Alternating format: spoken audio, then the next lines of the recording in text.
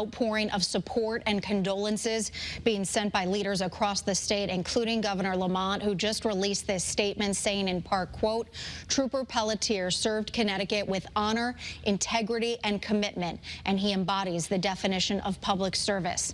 On behalf of the state of Connecticut, my condolences and prayers go out to his family, friends, and brothers and sisters with Connecticut State Police. We want to welcome in Lieutenant Brian Foley, who's been just so crucial to helping us understand what's going on. Now, based on what you see right now, at what stage are we at with this whole process? First, thank you. First, let me say that I am so sorry to the Connecticut State Police, Trooper Pelletier's family, and all the law enforcement community, because he worked in a lot of police departments, both federal, state, and local level, and sorry to everyone that's going to be impacted by this.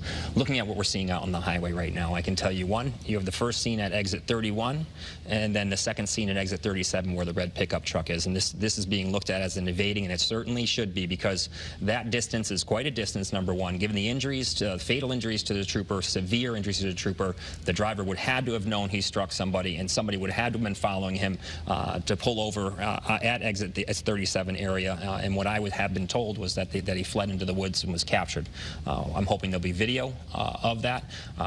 There'll be a couple parts of the investigation now. You're going to have the actual accident investigation. That'll be done by the CARS unit, and that is the best of accident investigation here in the state of the Connecticut State Police. They're accident investigators. This is all they do, and work on highways and work on fatal accidents like this. So they'll cover that exactly of what happened, you know, how he was hit, and they'll reconstruct the accident.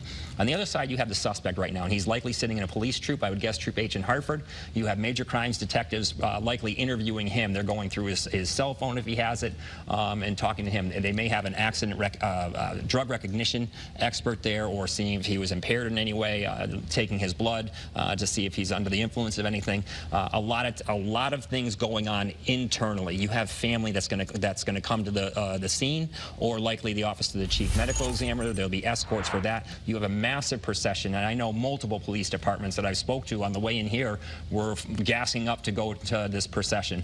There'll be processions all night. That highway is going to be closed I would assume, all night into the morning. Traffic's going to be impacted. All the police departments are likely sending resources to that area, keeping their towns covered, but at the same time sending extra resources to assist with traffic, to assist with the procession, and try to do the best they can to help the state police, who are, you know, doing a very difficult thing, investigating the death of one of their own. I was just going to say, to not only have to deal with the loss of one of their brothers, but then to be investigating and capturing the suspect and reconstructing that scene.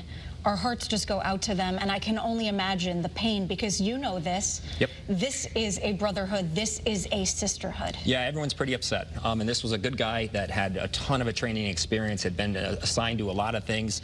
At the same time, though, the Connecticut State Police have an employee assistance program. You know, as you can imagine, being a cop, you see a lot of things, and you need to be able to talk to somebody. I would almost guarantee the entirety of the employee assistance program has been dispatched to the scene. Again, unfortunately, the injuries were so severe, the trooper was not transported to the hospital. He's going to go from the scene to there. That means every trooper that was there likely saw things they do not want to see, and especially when it's attached to one of their friends. I can tell you personally, that's horrifying to see, and you don't shake the memory.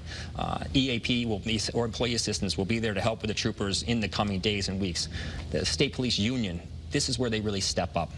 They do so much with the victims' families, and making sure that the arrangements are all planned. Everything is that the family has to not worry about anything to do with the plans, and they are taken care of. They are escorted and just treated as best they can, not just in the coming days and weeks, but for a long time to come. Well, we can't thank you enough for being with us tonight. We truly appreciate your insight and your expertise. Again, I'm sorry. Yep.